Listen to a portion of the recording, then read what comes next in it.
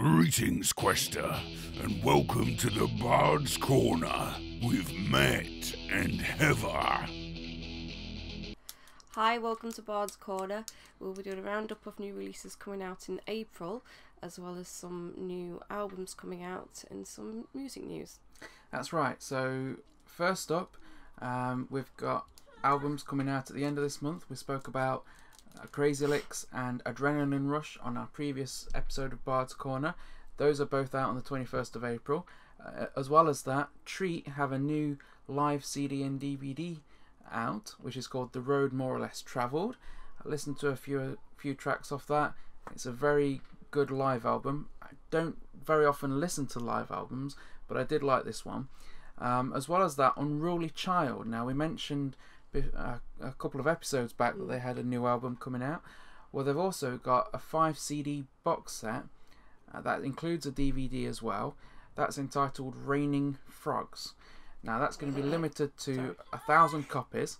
So if you want to try and get a copy of that box set, then it's something that you want to pick up soon. That's a number of their older albums together in a box set with a live DVD as a bonus. Is that raining as in rolling frogs, or raining as in chew? It's probably Raining Frogs as in That sounds really serious. It's like a rolling. It's like a rolling frogs, isn't it?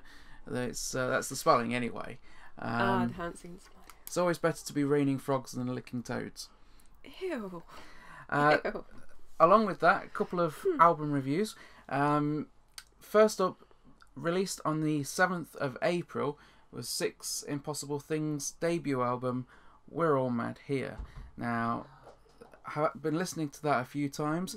Very relaxed album, very laid back album. It's got a very clear, crisp sound to it. Yeah, very much so. I quite enjoyed that one actually, even though it was a bit more laid back for my usual taste. It was nice in the evening with friends around, wasn't it? Just have it on in the background. It wasn't too overpowering. Yeah, we played it while we were driving as well, so it was a nice album to listen to. The song on there I've very much enjoyed, called Memory, which was the first single from the album.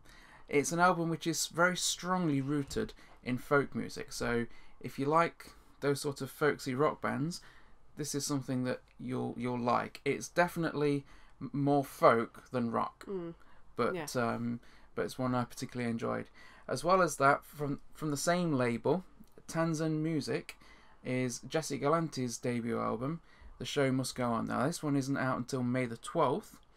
Now, when you look through this album, you'll see a lot of big names in there that have appeared or have contributed in some way.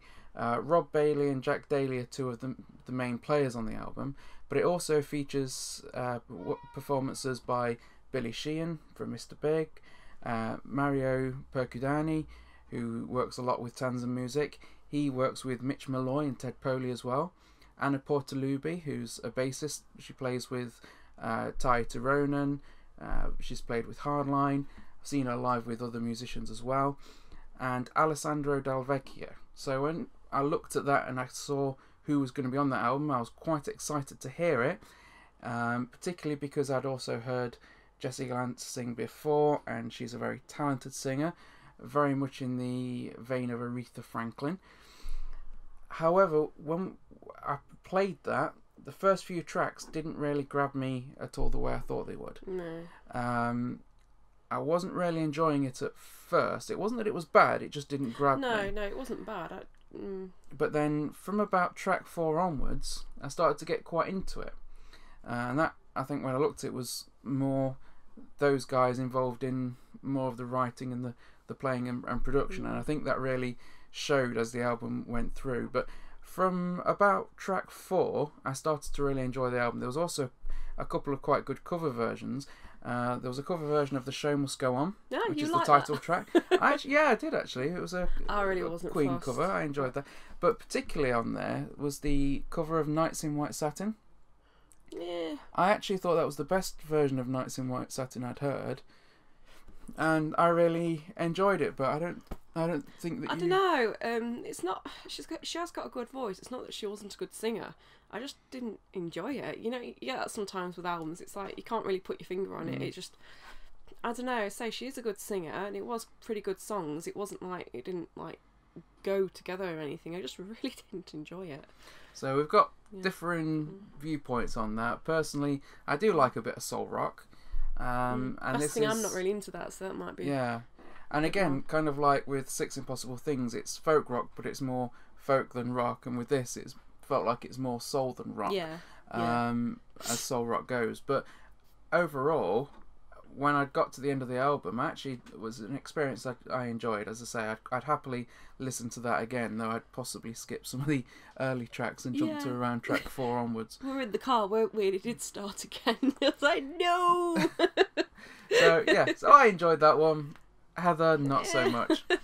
But looking again ahead to May, there's quite a few albums out in May. Axel Rudi Pell, who's one of my favourite guitarists, German guitarist, and he's had a number of very, very good singers singing with him over the years, including Jeff Scott Soto, Charlie Huhn. At the moment, he's had singing with him for quite a lot of albums. In fact, more so, I think he's done more albums with Johnny Gioeli now than he has without Johnny Gioeli. And of course, Johnny being the lead singer of Hardline. And as much as I love his previous singers, Johnny just suits his style of music better than anyone has so far. He's got a new album coming out, The Ballads 5. That includes a duet with Bonnie Tyler. Really? Oh, cool. A song called Love's Holding On. And I really wouldn't have put Johnny Gioeli and Bonnie Tyler together as a vocal duet, but it works. It's good. I enjoyed that one. To that one. Yeah. Also, Rhapsody of Fire. Long been a fan of Rhapsody. Of course, they had to change the name to Rhapsody of Fire because of legal reasons. If you're going to change it, you might as well put fire in there. Yeah. And they're releasing an album which is a re-recording of their tracks from 1997 to 2002. So there's 14 songs there. Now that's going to be out on May the 26th. This, just for clarity, this is Rhapsody of Fire, which is Alex Staropoli's branch of Rhapsody, and not Luca Turilli's Rhapsody. So, but I'm really looking forward to hearing some of those re-recordings, seeing how the takes on those songs have changed over the years. That's on the 26th of May. That's going to be out through AFM Records. There's also a new album out next month by Harum Scarum. They've got an album coming out called United. The first single from that, called Sinking Ship, is already on YouTube if you want to go check that out. Warrant have got an album coming out as well on the 12th of May, Louder, Harder and Faster. Now, I have actually heard the first single off there, and it was a bit lukewarm, in my opinion. I'm looking forward to hearing what the full album sounds like. I wasn't massively impressed with the first single. It was kind of... it wasn't bad, it just wasn't good. It was kind of like, come on guys, I know you can do better than this. But I'm looking forward to hearing what the actual album's going to be out. Vanden Plas have a new album out. Now, Vanden Plas are a German hard rock band. I've had a few of their albums over the years. Always enjoyed them. Quite a heavy sound.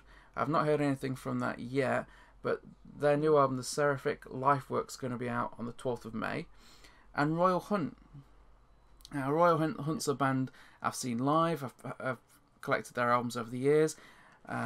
Prog melodic rock, probably the best way to describe them. They've got a new album coming out next month called 2016.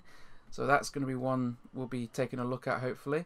And Accept, in the last few days, the German hard rock band Accept have announced they've got a new album coming out. That's going to be called The Rise of Chaos, but that's not going to be out till the beginning of August. So hopefully we'll have more information for that closer to the time. And just a reminder that if you want to see Hardline, they are playing at Bilston in the UK on May the 23rd. So that's the end of April news. If you want to know more, please go to paradiserock.co.uk to keep up to date with all your melodic rock music news. Thank you. Bye. Farewell, Quester. To find out about other productions by the Meddlesome Meeples, then check out our channel or rendezvous with us at meddlesomemeeples.com. Until next time, Quester, farewell and keep thine axe sharp.